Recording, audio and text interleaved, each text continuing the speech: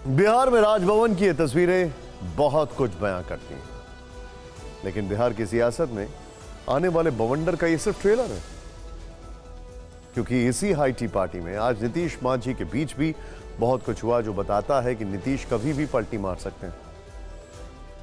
वैसे नीतीश और तेजस्वी में दूरी पटना के गांधी मैदान में भी दिखी। गणतंत्र दिवस का मौका था, मजबूरी में दोनों साथ थे, लेकिन 5 फीट की दूरी भी मीलों जैसी लग रही थी।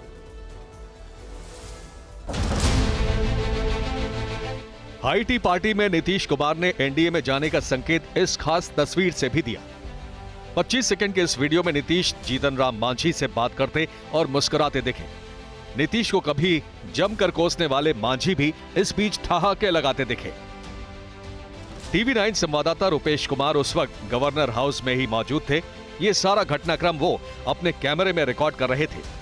उन्होंने एक्सक्लूसिव जानकारी दी कि नीतीश खुद 5 कदम चलकर मांझी से मिलने उनकी जगह तक गए। जीतन राम मांझी से बड़ी ही आत्मीयता से नीतीश कुमार अपनी कुर्सी से उठकर और 3 कुर्सी बाद जीतन राम मांझी बैठे हुए हैं, वहां तक गए और जीतन राम मांझी से बड़ी आत्मीयता से मिले। अब सुनिए आगे का किस्सा।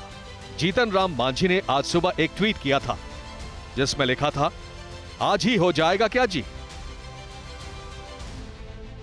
नीतीश अचानक मांझी से क्यों मिले, इसकी एक दूसरी वजह भी है। आरजेडी मांझी के संपर्क में है। लालू का एक बड़ा ऑफर आज मांझी को मिला है। ये बड़ी खबर थोड़ी देर में दिखाएंगे, लेकिन सुनिए राजभवन से निकलकर मांझी ने किस खेल की ओर इशारा किया। क्या खेला हो गया? जो आपने ट्वीट किया था खेला हो गया, समझे? कोई भी आदमी समझ सकता है कि खेला हो रहा है या नहीं हो रहा है। अब आपको राजभवन से लेकर चलते हैं पटना के गांधी मैदान। यहाँ गणतंत्र दिवस समारोह मनाया गया। तेजस्वी यहाँ पर नीतीश के साथ नजर आए, लेकिन दूरी साफ दिखी। कैसे, इसे तस्वीरों से समझिए। नीतीश के बगल में डिप्टी सीएम की कुर्सी लगी थी, लेकिन तेजस्वी उस पर नहीं बैठे। वो उसके बगल में रखी कुर्सी पर जाकर बैठे। तेजस्वी ने नीतीश के बजाय बिहार विधानसभा अध्यक्ष अवध बिहारी चौधरी के बगल में बैठना ज्यादा मुनासिब समझा। नीतीश तेजस्वी में इस दौरान कोई बातचीत नहीं हुई।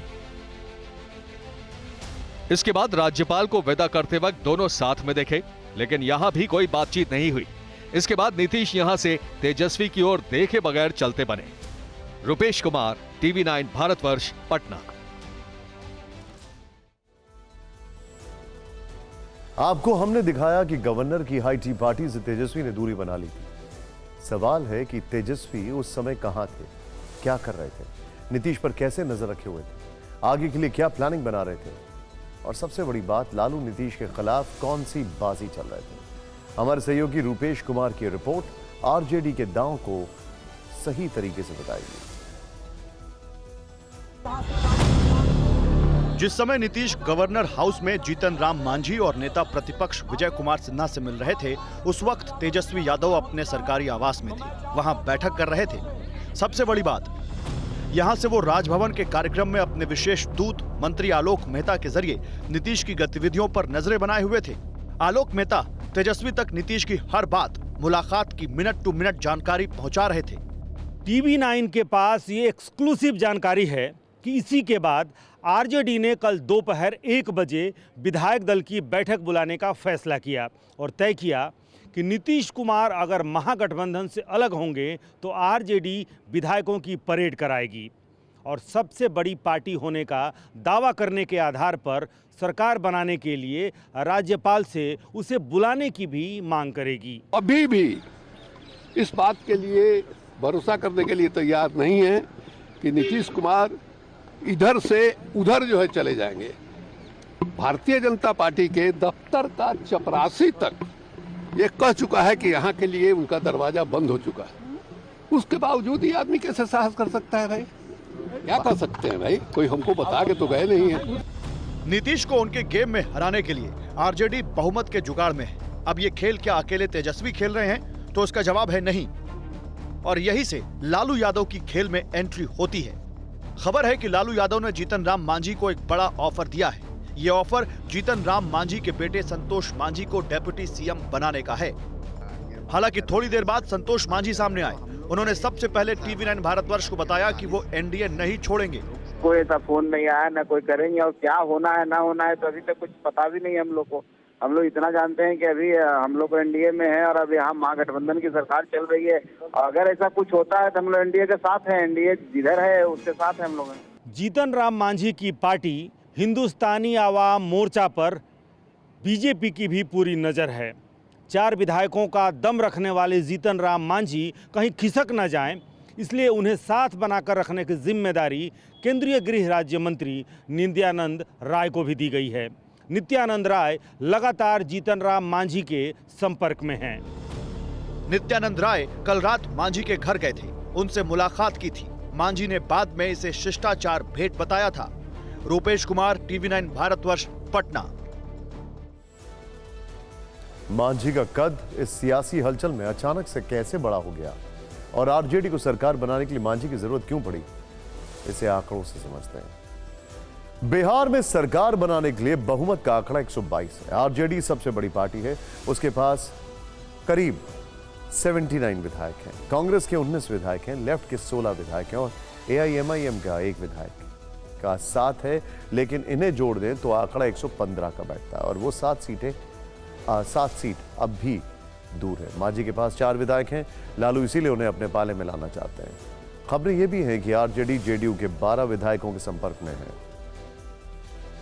48 घंटे में ही बिहार की पूरी पॉलिटिकल पिक्चर बदल गई है। कर्पूरी ठाकुर की जयंती पर नीतीश कुमार के परिवारवाद पर हमले के बाद माहौल इतना तेजी से बदला कि राजनीति के जानकार भी हैरान हैं। नीतीश कुमार तेजी से चाले चलते हुए बीजेपी के बहुत करीब पहुंच गए हैं और कई महीने से साथ रही आरजेडी पीछे छूट गई है। सस्पेंस से भरे बिहार में के सियासी नाटक का मुख्य किरदार नीतीश कुमार है। अब तक जितने सीन दिखाई दिए उनके आगे पीछे नीतीश ही। आपको पूरी इनसाइड स्टोरी जानना जरूरी है। बिहार के सियासी घटनाक्रम पर आज की सबसे बड़ी खबर दोपहर 12:28 पर आई। पटना में मौजूद TV9 भारतवर्ष संवाददाता रूपेश कुमार ने सूत्रों के हवाले से बताया कि नीतीश कुमार अगले 24 घंटे में इस्तीफा दे सकते हैं। ये खबर भी आई कि 28 जनवरी को राजभवन में शपथ ग्रहण समारोह होगा और नीतीश कुमार पाला बदलने के बाद फिर से मुख्यमंत्री पद की शपथ लेंगे। ये भी पता चला कि नई सरकार में बीजेपी के 2 डिप्टी सीएम होंगे। सुशील कुमार मोदी डिप्टी सीएम हो सकते हैं। जहां राष्ट्रीय अध्यक्ष जाएंगे तो हम लोग तैयार है जाने के लिए। 28 जनवरी को शपथ ग्रहण की खबरों के बीच जेडीयू ने अपने सारे कार्यक्रम रद्द कर दिए। 28 तारीख को पटना में होने वाली महाराणा प्रताप रैली रद्द कर दी गई।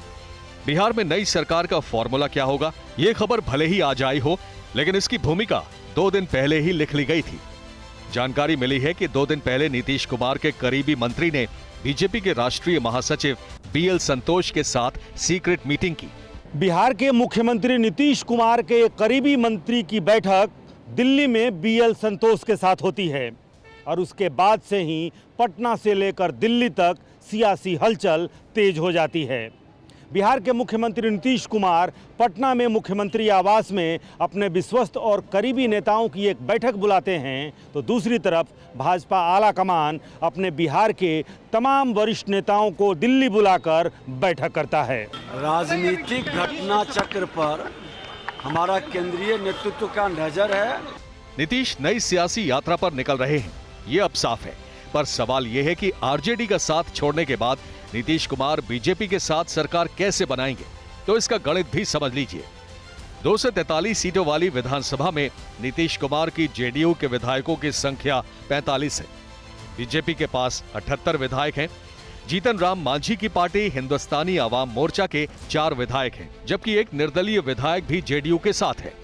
इस तरह तीनों दलों और निर्दलीय विधायकों को जोड़ लें तो आंकड़ा 128 हो जाता है, जबकि बिहार में बहुमत के लिए 122 विधायकों की ही जरूरत है।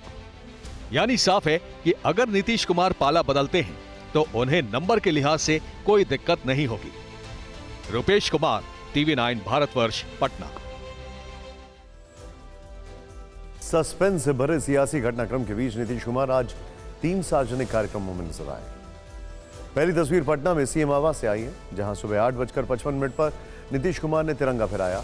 सुबह करीब 10:30 बजे पटना के गांधी मैदान में नीतीश की दूसरी तस्वीर आई, जहां बिहार के गवर्नर ने झंडा फहराया। यहां नीतीश कुमार और डिप्टी सीएम तेजस्वी यादव एक साथ मौजूद रहे। नीतीश की तीसरी तस्वीर दोपहर 3:45 पर दिखी। नीतीश हाई टी के लिए राजभवन पहुंचे और इस बार राजभवन में जो तस्वीरें दिखी उससे बिहार की आगे की सियासत की कहानी साफ हो गई।